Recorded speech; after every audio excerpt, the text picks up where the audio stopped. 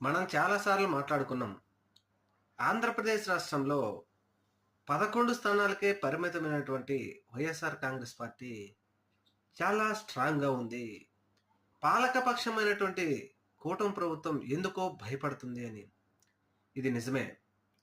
అయితే రాష్ట్రంలో ఉన్నటువంటి అనేక మంది సీనియర్ నాయకులు భవిష్యత్ అంటే వైఎస్ఆర్‌సీపీనే అని చెప్పేసి కాంగ్రెస్ నాయకులు, అలాగే అనంతపురం జిల్లాలోని ఒక టీడీపీ నేత కూడా జగన్మోహన్ రెడ్డి గారితో చర్చలు జరిపినట్టుగా శ్రావణ మాసం సందర్భంగా పశ్చిమ గోదావరి జిల్లాలోని మరొక నాయకులు, అలాగే వైఎస్ఆర్ కాంగ్రెస్ పార్టీ నుంచి బయటికెళ్ళిపోయిన చాలా మంది నాయకులు కూడా జగన్మోహన్ రెడ్డి గారి గ్రీన్ సిగ్నల్ కోసం ఎదురు చూస్తున్నట్టు విశ్వసనీయ సమాచారం.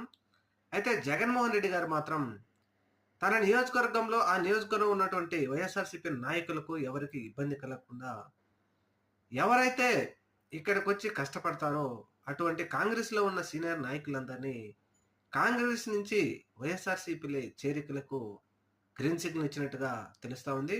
ఏది ఏమైనా శ్రావణ మాసం సందర్భంగా ఆగస్టు నెలలో వైఎస్ఆర్ కాంగ్రెస్ పార్టీలో భారీ చేరికలు ఉండబోతున్నట్టుగా ఒక విశ్వసనీయ సమాచారం. జగన్మోహన్ రెడ్డి గారు ఇప్పటికే గ్రీన్ సిగ్నల్ ఇచ్చినట్టుగా కూడా ఒక సమాచారం. రాబోయే రోజుల్లో ఆంధ్రప్రదేశ్ రాష్ట్ర రాజకీయ ముఖ చిత్రం ఏ విధంగా మారుతుందో చూడాలి మనం.